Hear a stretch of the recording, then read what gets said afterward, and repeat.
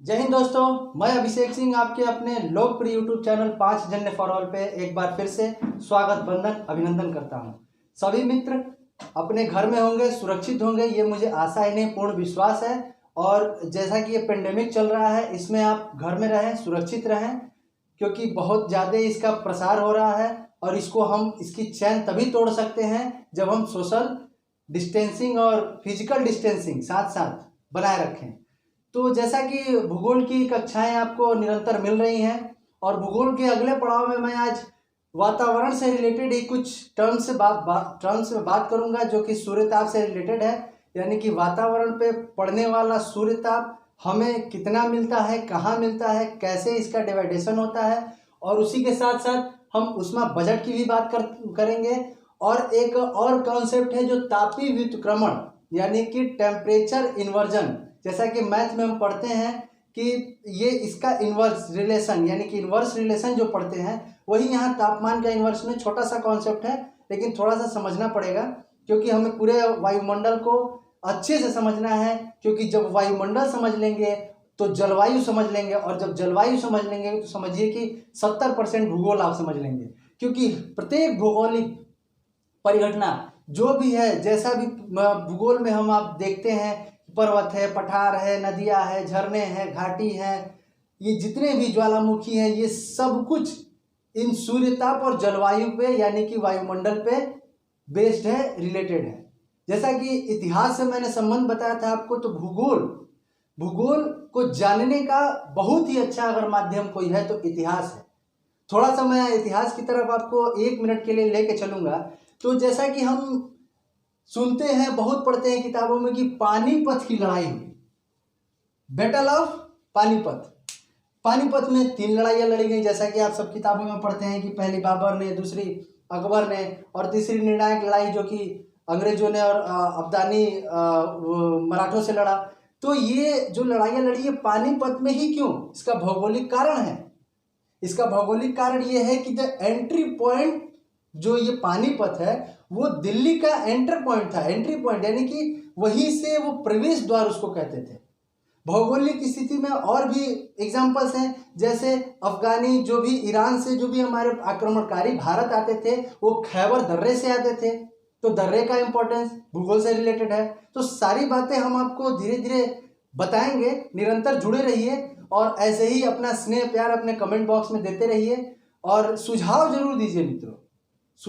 आपका सुझाव हमें और प्रेरणा और ऊर्जा से आपके सामने नई नई चीजें लेके, जैसे कि आज बहुत कम लोग ही उष्मा बजट के बारे में कहीं कहीं किताबों में मिलता है, कहीं नहीं मिलता है, जानते होंगे। इसका 100 यूनिट मान के इसको कैसे हम डिवाइड करेंगे, ये आप समझेंगे। और ये आपके, मुझे दावा ही नहीं पूर्ण विश्वास है कि ये आज के बाद आपको कहीं और पढ़ने की जरूरत नहीं है इस बजट को लेके। और बाकी कॉन्सेप्ट जैसा कि जितना ही आप समझ पा रहे हैं, लेकिन वो अच्छा है, अन्य लोगों से अच्छा है। आप कहीं बैठेंगे, 4 लोगों के बीच में अगर भूगोल की बातें होंगी, तो ऐसा नहीं कि आप भूगोल के बारे में कुछ नहीं जानते, कुछ समझ गए होंगे, तो कुछ आप चर्चा कर सकते हैं। तो वही चीज है, और यही मैं प्रयास कर रहा हूं निरंतर, पहले दिन से यही प्रयास कर रहा हूं कि आपको और अच्छी अच्छी चीजें मिले। इसलिए मैं अपनी लगन से, आप अपनी लगन से, हम अपनी लगन से इस लॉकडाउन को एक सार्थक बनाएं, और इसी को लेके आइए चर्चा करते हैं आज हम इन कॉन्सेप्ट्स की, जो कि वातावरण से, वायुमंडल से ही रिलेटेड है हमारे। तो सबसे पहले हम तापीय इन्वर्जन की बात करेंगे, टेम्परेचर इन्वर्जन की। ये क्षोभ मंडल की, जैसा कि ये पृथ्वी है, पृथ्वी पे मैंने बताया था आपको कि 18 किलोमीटर यानी एवरेज 13 किलोमीटर पे हमारा क्षोभ मंडल, ये सारी घटनाएं क्षोभ मंडल में होती है। जैसा कि मैंने बताया कि सारा टर्बुलेंस, जितने भी टर्बुलेंस हैं, वो सब क्षोभ मंडल में ही होते हैं एंटर करने के बाद। सूर्यताप भी यहीं से एंटर करता है, यहाँ कितना छोड़ता है, कितना पृथ्वी में भेजता है, कितना वापस करता है, ये सब हम उष्मा बजट में देखेंगे। लेकिन पहले हम इन्वर्जन के बारे में समझ लेते हैं। तो दोस्तों, ये इन्वर्जन की जो घटना है, यानी कि तापीय व्युत्क्रमण, जैसा कि मैंने आपको बताया था कि पृथ्वी से, धरातल से जैसे जैसे हम ऊपर की तरफ बढ़ेंगे, तापमान गिरता जाएगा, कम होता जाएगा। तो कम होने की घटना तो सामान्य है, ये तो सामान्य है, ये तो होगा ही होगा। लेकिन ये घटना कब आती है, जो इन्वर्जन है, जो व्युत्क्रम है, ये घटना तब आती है जब शीतकाल का समय हो, समझिएगा इसको, ग्रीष्मकाल नहीं, शीतकाल का समय हो, यानी कि कोल्ड, ठंडा पड़ता हो, ठंड हो, जिस प्रदेश में जिस जगह पे पृथ्वी पे ठंड होगा वही रिलेशन देखने को मिलते हैं। इसमें होता क्या है, तो जैसा कि मैंने बताया था कि हवाएं high pressure to low pressure चलती हैं, यानी कि हवाएं संवहनी धारा, संवहनी यानी कि लंबवत, संवहन का मतलब है लंबवत, यानी कि वायु लंबवत ऊपर ऊपर की तरफ हल्की होकर उठेगी तापमान के कारण, नीचे से वायु ऊपर हल्की होकर उठेगी गर्म होने के कारण, लेकिन शीत ऋतु होने के कारण अकॉर्डिंग टू एटमॉस्फेयर, यानी कि एक आपके ऊपरी तल पे निचले तल के अकॉर्डिंग तापमान ठंडा है, तो ठंडा है तो ठंडी हवाएं नीचे की ओर आएंगी और गर्म जो होंगी, यानी कि जो भी ऊष्मा उसको मिलेगी सूर्य के द्वारा, जो भी ऊष्मा वो प्राप्त करेगा वो फिर से रिलीज करेगा, यानी कि वो जो हवाएं हैं वो हल्की होकर ऊपर उठेंगी, शुष्क हवाएं रहेंगी। जाड़े में अधिकतर शुष्क हवाएं रहती हैं, लेकिन जब कुछ डिस्टर्बेंस होते हैं, पश्चिमी विक्षोभ आता है, तो जनवरी में हमारे यहाँ वर्षा देखने को मिलती है। जैसे कुछ छोटे छोटे आपके चक्रवात आते रहते हैं, इसके बारे में भी हम चर्चा करेंगे, लेकिन पहले इन्वर्जन के बारे में समझ लें। तो इसका मोटा मोटी तौर पे बस एक ही मतलब है कि गर्म हवाएं ऊपर उठेंगी और ठंडी हवाएं उसकी जगह को भरेंगी। तो जैसे आप ऊपर जाते हैं तो तापमान यहाँ ठंडा मिलेगा, उस टाइम अगर आप ऊपर जाएंगे तो कुछ दूर तक तो तापमान आपको ठंडा महसूस होगा, लेकिन जैसे उस सीमा में जाएंगे, यानी कि जब गर्म हवाएं ऊपर की सतह पे आ जाएंगी, वो भी ठंडी होंगी लेकिन धीरे धीरे ठंडी होंगी, तो कुछ टाइम के लिए वहां उष्मा का एक थोड़ा सा बढ़ोतरी देखने को आपको मिलती है। इसी को कहते हैं टेम्परेचर इन्वर्जन, यानी कि तापीय व्युत्क्रमण। व्युत्क्रमण यानी कि इन्वर्ज हो गया, इन्वर्ज रिलेशन हो गया, जहां ठंडा था वहां गर्म हो गया, जहां गर्म था वहां ठंडा हो गया। बस यही इसमें इस कॉन्सेप्ट में है। इसको किताबों में बहुत जटिल बना के समझाया गया है, उस पर नहीं जाना है, बस इतना समझना है कि तापीय व्युत्क्रमण का यानी कि इन्वर्जन का एक ही मतलब है कि हवाएं इस शीत ऋतु में, नोट करिएगा, ये शीत ऋतु में ही ये घटना देखने को मिलेंगी, ग्रीष्म ऋतु में ये नहीं मिलेंगी। तो शीत ऋतु में ये घटना इसलिए देखने को मिलती है कि ऊपर ठंडी हवाएं हैं, ठंडी हवाएं उनकी गति भी ज़्यादा है और वो अपने दबाव से गर्म हवाओं को, यानी कि जो सूर्य ताप से जो हवाएं ऊपर की तरफ उठ रही हैं उसको वो दबा के नीचे की ओर आ जाती हैं और गर्म हवाएं ऊपर की ओर चलने लगती हैं। इसी को कहा जाता है तापीय इन्वर्जन। इसमें 3 प्रकार के तापीय व्युत्क्रमण देखने को मिलते हैं, और ये हम इसमें तापीय व्युत्क्रमण में कुछ प्रकार हैं उसके बारे में समझ लेते हैं।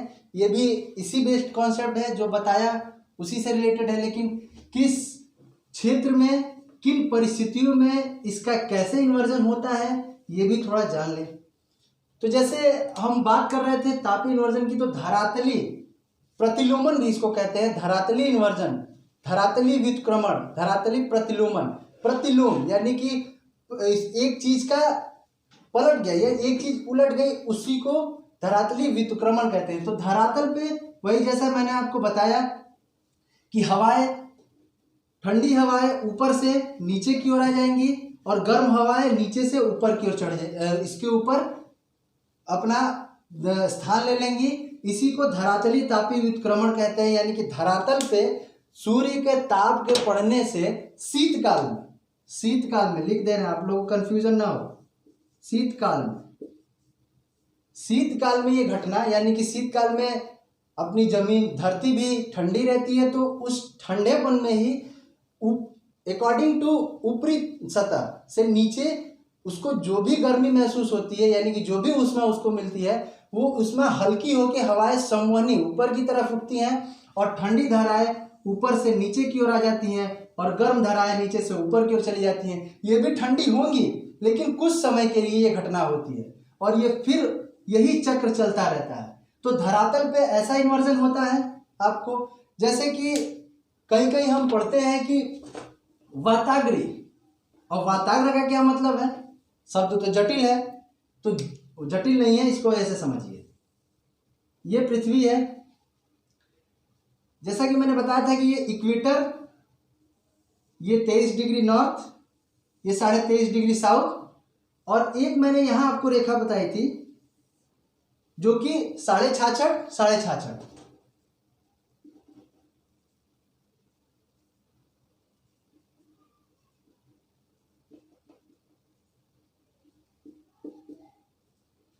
तो जो इस एरिया में,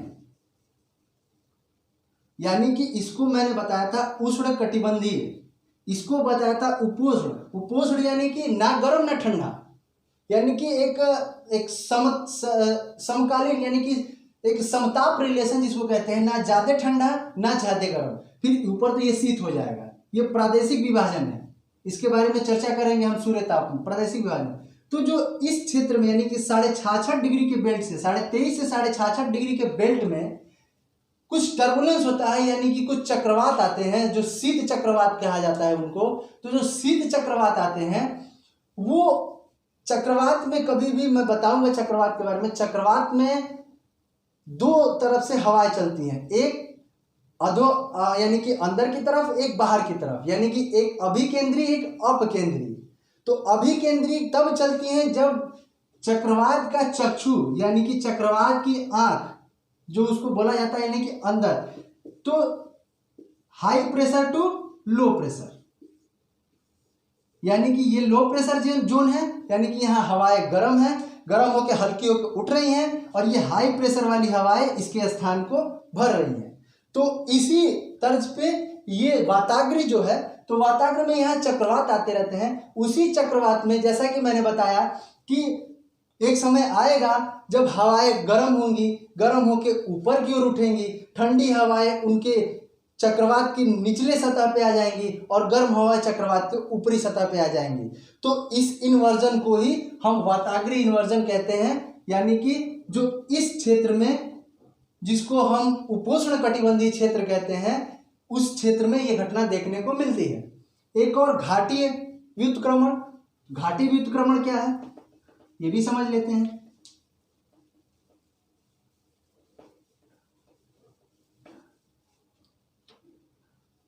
जैसे ये पर्वत है,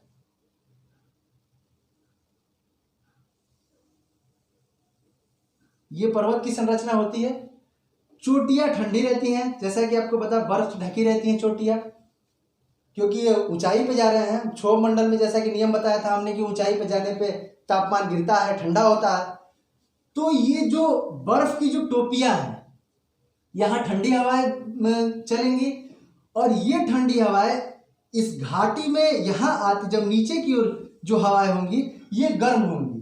गर्म होंगी यानी कि इसके अकॉर्डिंग ये गर्म होंगी। अब गर्म यानी कि 100 डिग्री सेंटीग्रेड हो जाएंगी। इसके अकॉर्डिंग यानी कि ऊपरी सतह में जो हवाएं चल रही हैं उसके अकॉर्डिंग हाई प्रेशर की हवाएं, इसके अकॉर्डिंग ये लो प्रेशर गर्म होगी। तो ये हवाएं नीचे उतरेंगी क्योंकि ये गर्म हो रही हैं, ये सतह गर्म है, तो high pressure to low pressure, ये नीचे उतरेंगी और ये हवाएं ऊपर की ओर चढ़ेंगी। तो ये ठंडी हवाएं घाटी में आई, फिर ये गर्म हुई, फिर ये ऊपर की ओर चढ़ेंगी। समझ रहे इसका फॉर्मेशन? यानी कि ठंडी हवाएं नीचे को आई, घाटी में गर्म, यानी कि उसमें से जो हवाएं हैं वो गर्म होकर ऊपर उठ रही हैं। संवहन हवाएं संवहनी चल रही हैं, संवहनी धारा में, यानी कि लंबवत चल रही हैं, ये ऊपर उठ रही हैं। तो ये ऊपर उठ रही है तो ये नीचे आएंगी, तो ये भी गर्म होंगी, थोड़ी देर तक तो यहाँ रहेंगी, लेकिन फिर गर्म होंगी, फिर ये उठेंगी, फिर यही फॉर्मेशन इसका चलता रहेगा। यानी कि low pressure to high pressure, low pressure to high pressure. तापीय इन्वर्जन में, टेम्परेचर व्युत्क्रमण में बस एक कॉन्सेप्ट दिमाग में रखिए कि ये कॉन्सेप्ट केवल और केवल शीतकाल में देखने को मिलता है, और ये वातावरण में पड़ने वाले ताप के कारण, सूर्य ताप के कारण ये घटना देखने को मिलती है, जो कि हम धरातल पे भी देखे, वाताग्र यानी कि अपने उस उपोष्ण कटिबंध में भी देखे, घाटी में भी देखे, और भी ये समीर में भी, समुद्र में भी ये घटनाएं होती हैं। जैसे कि भूगोल में ये नियम है, जैसे सूर्य ताप हम आपको पढ़ाएंगे, उसमें समताप रेखाएं पढ़ाएंगे, यानी कि समान ताप की। तो इसमें रिलेशन ये होता है कि धरती यानी कि भूभाग जल्दी गर्म होगा, जल्दी ठंडा होगा, लेकिन समुद्र देर से गर्म होगा, देर से ठंडा होगा। ये कॉन्सेप्ट अपना जल और स्थल में चलता है। तो इसी के आगे हम देखते हैं अपने दूसरे कॉन्सेप्ट पे, जो सूर्यताप। सूर्यताप यानी पृथ्वी पे पड़ने वाली सूर्य की किरणें वो कितना हमें ऊष्मा देती हैं, कितना हमें प्रभावित करती हैं, और ऊष्मा कहाँ कहाँ किन परिस्थितियों में पड़ती है।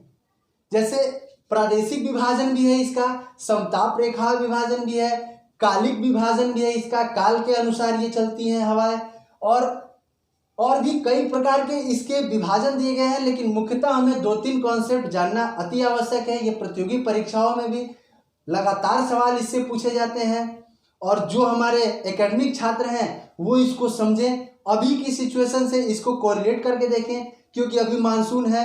देखिए, ये विचार करने वाला विषय है। विचार का मतलब कि आप किताबों में पढ़ के आप मैप बना के नहीं समझ सकते। जैसे आप अभी देखिए मानसून चल रहा है, तो मानसून अब एकदम अपने चरम पे है। तो ये मानसून कैसे आया, ये मानसून के आने की परिस्थिति क्या है, ये किस समय आता है, कैसे जाता है, इसके ऊपर आप सोचिए थोड़ा सा। अपने इस दिमाग को, जिसको कहते हैं यानी कि अपने ब्रेन को थोड़ा चलाइए, तो आपको सब कुछ समझ में आ जाएगा। क्योंकि अब ये सब चीजें रटने वाली नहीं है, ये सब कॉन्सेप्ट है। आपको किताबों में केवल मिल जाएगा कि वाताग्री व्युत्क्रमण अब क्या है, कैसे है, आपको नहीं पता, तो आप इसमें उलझे रह जाएंगे। इसलिए आप समझिए, किसी भी सब्जेक्ट को आप पढ़िए तो पहले उसको समझिए, उसका डेप्थ तक जाइए, तब उसको आप अच्छे से समझ पाएंगे। तो हम सूर्यताप की बात करते हैं। तो ये जो हमारा आवरण मैंने बताया था, ये क्षोभ मंडल का जो आवरण है 18 किलोमीटर का विषुवत पे, 18 किलोमीटर का ये जो आवरण है, यानी कि एक ऐसी संरचना जो हमारे पृथ्वी को प्रोटेक्ट कर रही है। ये सूर्यताप अगर पृथ्वी को ये प्रोटेक्ट नहीं करती तो आगे देखिएगा, जब मैं ऊष्मा बजट पढ़ाऊंगा तो फिर क्या सिचुएशन रहेगी। फिर तो हम रोज भस्म होते और रोज फिर कहीं ना कहीं पुनर्जन्म होता, या फिर जो भी हमारे कल्पना है वो कल्पना करते। तो जो सूर्यताप है, सूर्यताप जो वायुमंडल के ऊपरी सतह पे, यानी कि क्षोभ मंडल के ऊपरी सतह पे पड़ने वाला सूर्य का ताप, क्षोभ मंडल के ऊपरी सतह पे पड़ने वाला सूर्य का ताप, जो कि पर मिनट, इसकी गणना की जाती है पर मिनट स्क्वायर पर सेंटीमीटर। मतलब ऐसे समझिए, ये 1 सेंटीमीटर, ये 1 सेंटीमीटर स्क्वायर है, 1 सेंटीमीटर का स्क्वायर है। इस पे 1 मिनट तक यानी कि 60 सेकेंड तक सूर्य का ताप लगातार इस पे पड़ रहा है, और इससे निकलने वाली ऊर्जा जो कि कैलोरी मैंने लिखा है यहाँ, इससे निकलने वाली ऊर्जा का जब आकलन किया गया तो ये ऊर्जा 1.942 एक कहा जाता है, एक अप्रॉक्स लगभग 2 कैलोरी मापी गई। इसी को कहते हैं सूर्यताप। तो सूर्यताप का मतलब यह है कि प्रत्येक सेंटीमीटर पे 60 सेकेंड तक, जैसे एक टॉर्च ले लिया मैंने और इस टॉर्च को यहां लगातार मैंने इसको बंद कर दिया, इसको जलाया, तो जो 1 मिनट के बाद जब मैं इसको हटाऊंगा और जब इसकी ऊर्जा का माप करूंगा तो इसकी ऊर्जा निकल के जो भी आएगी, लेकिन सूर्य की ऊर्जा निकल के आती है 1.942 कैलोरी, यानी कि सूर्य की ऊर्जा 1 सेंटीमीटर में हमें 2 कैलोरी तक मिलती है। इसी को कहते हैं सूर्यताप। अब ये सूर्यताप पृथ्वी पे कैसे कैसे, किस किस जगह पे क्या क्या प्रभाव डालता है, तो आइए समझते हैं।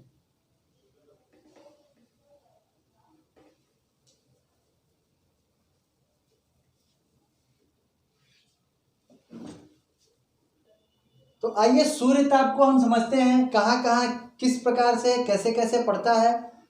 तो सबसे पहला हम देखेंगे इसमें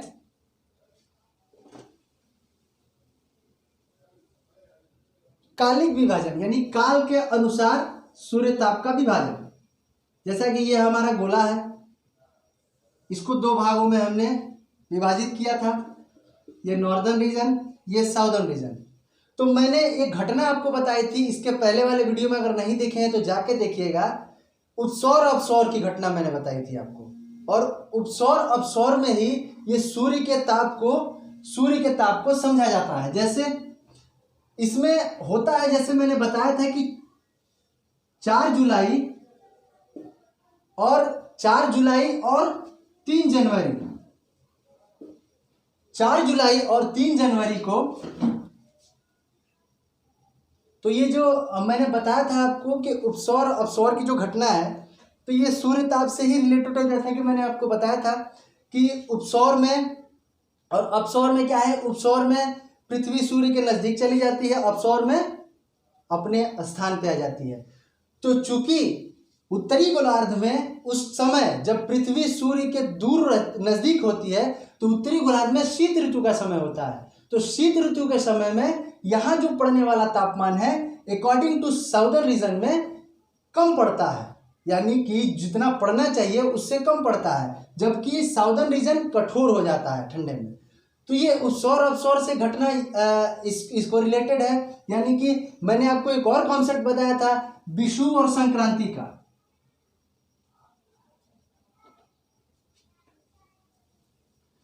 एक और कॉन्सेप्ट जो मैंने आपको बताया था विषु, यानी कि शीत विषु और संक्रांति का। संक्रांति यानी कि जैसा कि डेट मैंने बताया था आपको कि 22 मार्च को सूर्य की किरणें अपने स्टार्टिंग में यानी कि आपके इक्वेटर पे होती हैं, फिर 21 जून को आपके कर्क रेखा पे आती हैं, फिर 23 सितंबर को इक्वेटर पे आती हैं। तो जो जब जब इक्वेटर पे आएंगी तो इसको विषुव बोला गया, और जब जब ट्रॉपिक ऑफ कैंसर और ट्रॉपिक ऑफ कैप्रिकॉर्न में जाएंगी तो इसको अब संक्रांति बोला गया। तो इस संक्रांति की वजह से सूर्य के ताप का जो विभाजन है, यानी कि ग्लोब से समझते हैं, जब सूर्य उत्तरायण रहेगा तो उत्तरी गोलार्ध में गर्मी ज़्यादा होगी, और जब सूर्य दक्षिणायन रहेगा तो दक्षिणी गोलार्ध में गर्मी ज़्यादा रहेगी।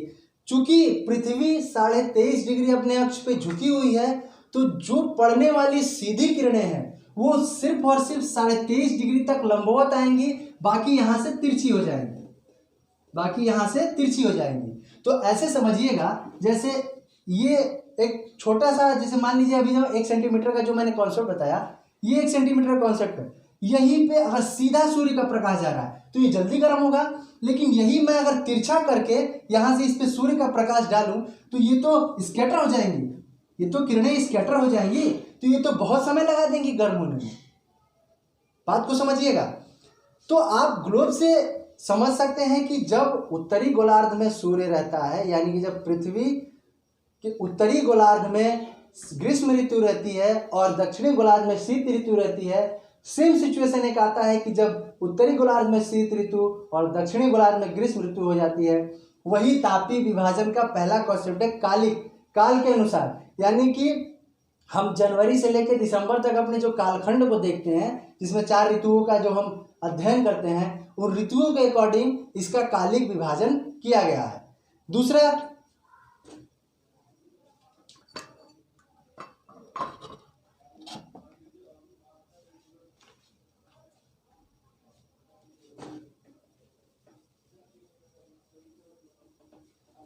दूसरा है तापमान का प्रादेशिक विभाजन। तापमान का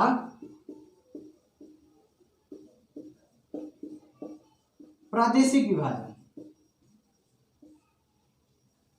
ये अपनी पृथ्वी है।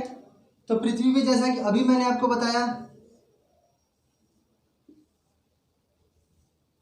इस रीजन को हम उष्णकटिबंधीय रीजन कहते हैं, यानी कि इसको हम उष्णकटिबंधीय कहते हैं। यानी कि 12 महीने उष्मा लगातार, यानी कि सूर्य की सीधी किरणें ये अपने इसके ऊपर पड़ती हैं। यहाँ जैव विविधता ज़्यादा देखने को मिलती है, यहाँ सूर्य ताप ज़्यादा होता है, यहाँ के जो भी अपने जीव जंतु हैं उनमें विविधताएं ज़्यादा देखने को मिलती हैं। इसको कहते हैं उपोष्णकटिबंधीय, यानी कि ना ज़्यादा गर्म ना ज़्यादा ठंडा। तो ये होगा उपोष्णकटिबंधीय, और ये शीत यानी कोल्ड। तो ये हुआ प्रादेशिक विभाजन। इसका जो प्रादेशिक विभाजन है इस पे मैं विधिवत आप लोग को जब जलवायु पढ़ाऊंगा तो इसमें बताऊंगा, अलग अलग कॉन्सेप्ट में बताऊंगा। अभी ये सूर्य ताप का समझ रहे हैं कि सूर्य ताप कहाँ कहाँ किस सिचुएशन में पड़ता है। तो ये हो गया इसका प्रादेशिक विभाजन, यानी कि विषुवत रेखा के 23 डिग्री उत्तर 23 डिग्री दक्षिण पे सूर्य ताप ज्यादा पड़ेगा अकॉर्डिंग टू पोषण कटिबंधी, अकॉर्डिंग टू शीत कटिबंधी। इसके बाद अगला कॉन्सेप्ट है, बहुत ही महत्वपूर्ण कॉन्सेप्ट है, एक समताप रेखाएं। समताप रेखाएं ये क्या होती है? तो समताप रेखाएं आप देख रहे हैं ये इक्वेटर, तो एक काल्पनिक रेखा जैसे कि अक्षांश और देशांतर काल्पनिक रेखा के तौर पे इसको, और एक चीज और कॉन्सेप्ट, एक और चीज ध्यान में रखिएगा कि ये जितने भी सूर्य ताप के जो विभाजन है ये अक्षांशी विभाजन है, ना कि देशांतरी विभाजन। इस कंफ्यूजन में ना रहिएगा। ये जितने भी सूर्य ताप बढ़ते घटते हैं ये अक्षांश के अनुसार, अक्षांशी विभाजन ही, अक्षांश रेखा ही इसी के लिए बनाई गई कि सूर्य ताप का विभाजन कर सके। कहाँ कितना कैसे पड़ रहा है ये सूर्य ताप का विभाजन होता है। तो हम समताप रेखा की बात कर रहे थे। तो समताप रेखा यानी कि ग्लोब पृथ्वी के एक सिरे से दूसरे सिरे तक, यानी यहां से लेके यहां तक समान तापमान में, यानी कि जैसे सपोज करिए कि इक्वेटर पे हम यहां से चले, यहां 12 डिग्री टेम्परेचर है, तो जरूरी नहीं कि इक्वेटर पे लगातार 12 डिग्री टेम्परेचर आपको यहां तक मिलेगा। इसमें भी बीच में कुछ टर्बुलेंस, कुछ उथल पुथल देखने को मिलती है। तो कहीं यहाँ 12 डिग्री मिल गया, फिर कभी यहाँ 12 डिग्री मिल गया, फिर यहाँ 12, फिर ऐसे ही यहाँ 12, ऐसे ही करके ये यहाँ तक जाएगा। अब इसी को जोड़ के बनाई गई जो रेखा है उसी को हम समताप रेखा कहते हैं। यानी कि समानता पूरे ग्लोब पे, पूरे पृथ्वी पे, हमारे पूरे गोले पे इस छोर से लेके इस छोर तक, यानी 0 डिग्री देशांतर से लेके 180 डिग्री तिथि रेखा तक जो भी तापमान का विभाजन है, अवरोध भी है, बहुत सारे इसमें अवरोध हैं। जैसे अब यहाँ हिमालय है तो जरूरी नहीं कि आपका दिल्ली का तापमान 24 डिग्री है तो देहरादून का तापमान भी 24 डिग्री होगा, ऐसा नहीं है, क्योंकि उसकी ऊंचाई बढ़ जाएगी। तो ऐसे ही विभाजन किया गया और समान तापमान की रेखा एक खींची गई कि कितना, जैसे 25 डिग्री तापमान यहाँ है तो यहाँ 25 डिग्री, यहाँ 25 डिग्री, यहाँ 25 डिग्री, इसी को मिला के एक रेखा खींच दी गई। इसी को भूगोलवेत्ताओं ने समताप रेखा का नाम दिया। यानी कि समान ताप आपको मिलाना पड़ेगा। जैसे तिथि रेखा को मैंने बताया था कि तिथि रेखा भूभाग से अलग होने के कारण उसको कई जगह मोड़ा गया है, तो तिथि रेखा से ही रिलेटेड थोड़ा सा ये कॉन्सेप्ट है, लेकिन ये तापमान से रिलेटेड है। तो समान ताप जहां जहां रहेगा उसको मिलाते हुए जो रेखा निकलेगी उसी को समताप रेखा हम कहते हैं। तो मुझे उम्मीद है कि आप इस कॉन्सेप्ट को समझ गए होंगे। और इस कॉन्सेप्ट देखिए बहुत जटिल नहीं है, हम इसको जटिल बना देते हैं।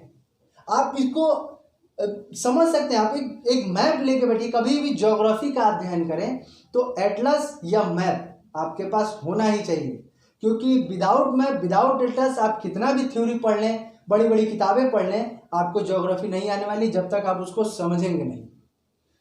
तो ये 3 कॉन्सेप्ट थे इसमें। एक बार ओवरव्यू और देते हैं। मैंने पहले आपको बताया कि तापीय व्युत्क्रमण क्या है। तापीय व्युत्क्रमण शीत ऋतु में देखने को मिलता है, जिसमें हवाएं लो प्रेशर से हाई प्रेशर की तरफ चलती हैं, यानी कि धरातल गर्म होगी, हवाएं संवहनी होंगी, ऊपर उठेंगी, खाली जगह मिलेगी, हाई प्रेशर की हवाएं उसको भरने के लिए नीचे की तरफ आएंगी, उसको तापीय व्युत्क्रमण कहा गया।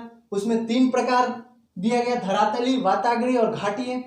इसको मैंने बताया आपको। फिर सूर्य ताप की बात हुई, तो सूर्य ताप में आपने देखा कि इसमें ये प्रादेशिक विभाजन, कालिक विभाजन, समताप रेखाएं, ये सूर्य ताप का विभाजन है। सूर्य ताप के और भी मैं आगे चल के आपको जब जलवायु पढ़ाऊंगा तो एक एक भाग का बताऊंगा, सूर्य ताप कहाँ कैसे पड़ता है उसके बारे में आप निश्चिंत रहिए, बस मेरे से जुड़े रहिए और भूगोल को एक अच्छे से एक इंटरेस्टिंग सब्जेक्ट बना के पढ़ते रहिए।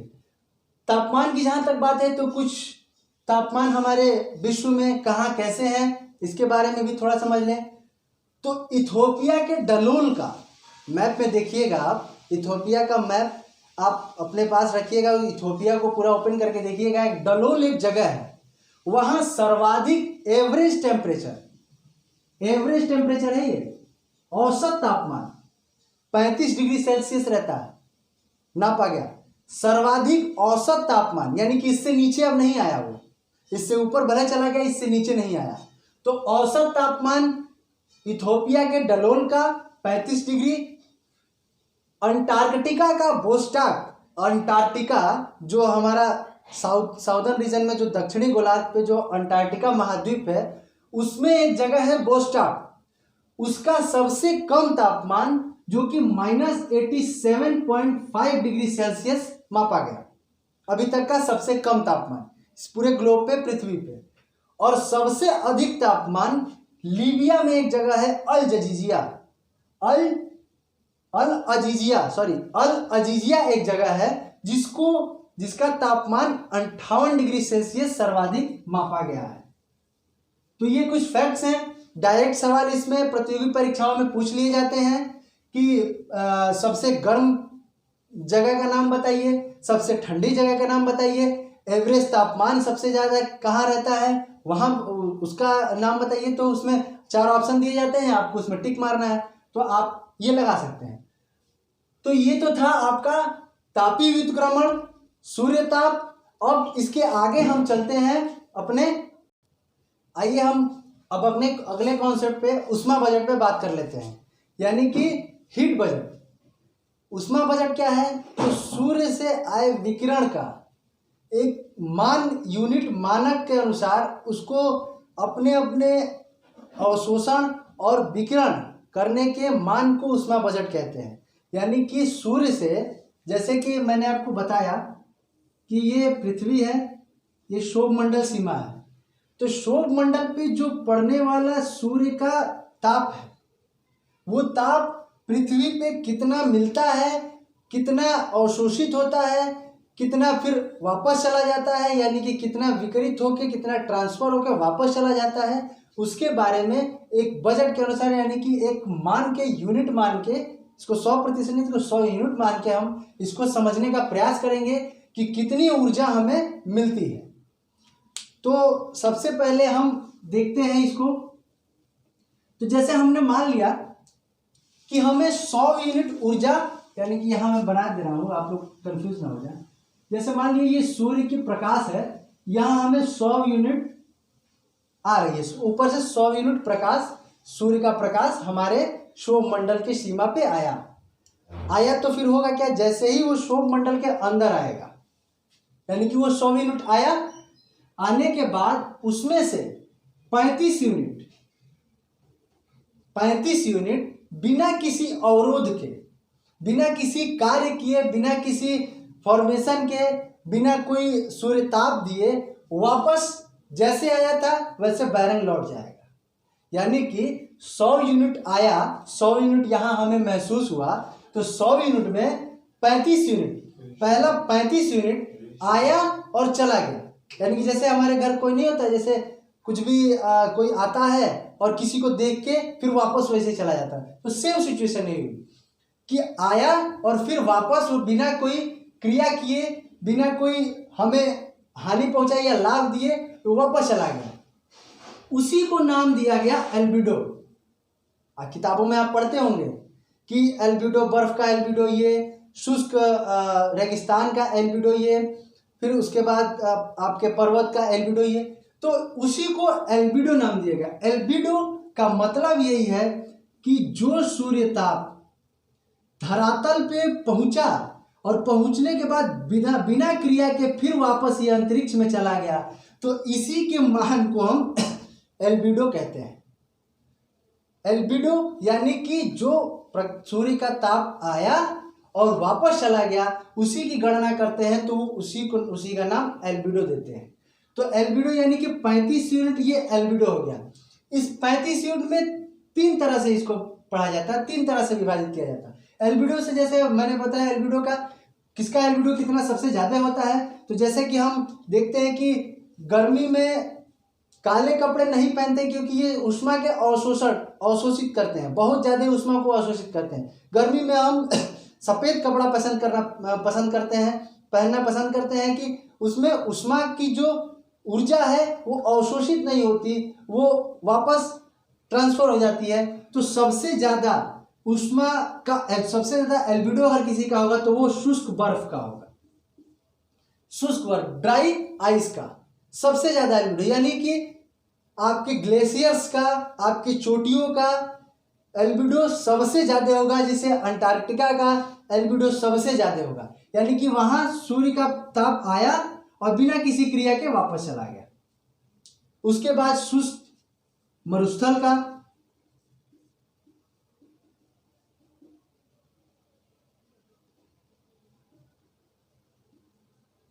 शुष्क मरुस्थल का तो देखने को मिलता है। मोटे मोटी तौर पे एल्बिडो का ये मतलब है कि सूर्य का ताप आया, बिना किसी क्रिया के वापस चला गया, उसी को वैज्ञानिकों ने यानी भूगोलवेत्ताओं ने नाम एल्बिडो दिया।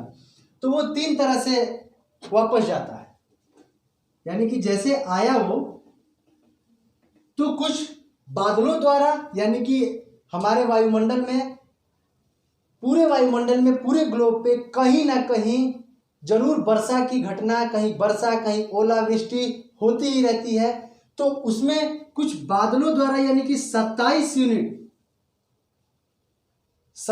यूनिट बादलों द्वारा अवशोषित कर लिया गया और इसको वापस कर दिया। अवशोषित नहीं किया गया, माफ करिएगा, अवशोषित अभी मैं यहां बताऊंगा आपको कि अवशोषित बादलों द्वारा रिफ्लेक्ट कर दिया गया, यानी कि हमें तुम नहीं, अभी नहीं चाहिए, अभी हमें जरूरत नहीं है, तुम जाओ वापस।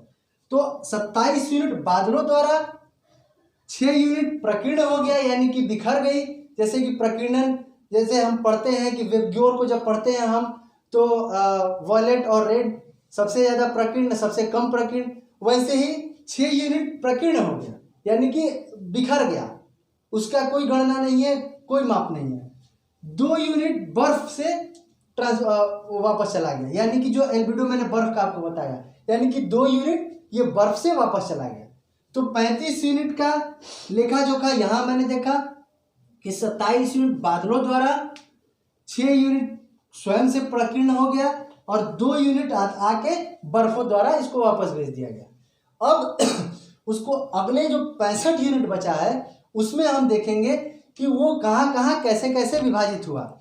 तो 65 यूनिट में हम देखते हैं कि 65 यूनिट में 14 यूनिट जो है, 65 यूनिट जो बचा, 35 का जो 65 बचा, 14 यूनिट बादलों द्वारा अवशोषित कर लिया गया।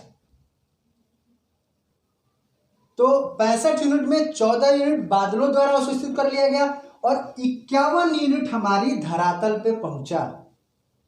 51 यूनिट हमारी धरातल पे पहुंचा।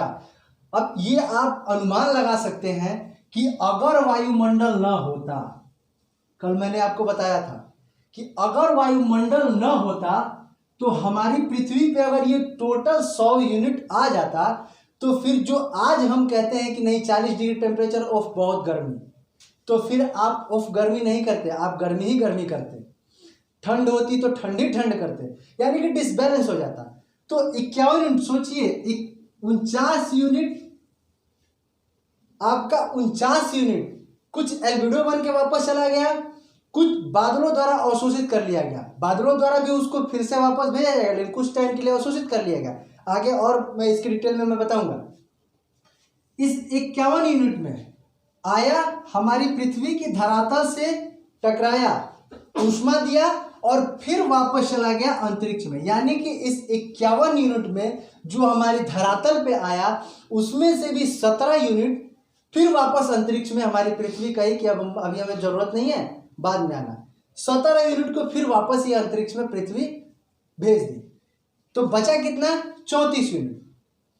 तो 34 यूनिट का विभाजन देख लीजिए, 34 यूनिट वायुमंडल द्वारा यानी कि बादलों द्वारा, यानी कि 34 और 14, 34 और 14 मिला के हो गया आपका 48 unit, 48 unit. This is called green house effect.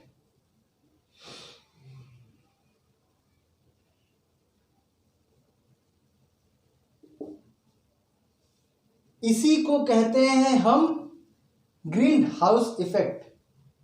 Green house effect हमारे पृथ्वी के लिए जरूरी है, अति आवश्यक है, लेकिन जो ऊर्जा विकिरित होकर, जो ऊर्जा यहाँ से संवहन होकर जो वापस जा रही है, उसी को वायुमंडल कुछ देर के लिए अवरोध उत्पन्न कर देता है। उसी को हम कहते हैं ग्लोबल वार्मिंग।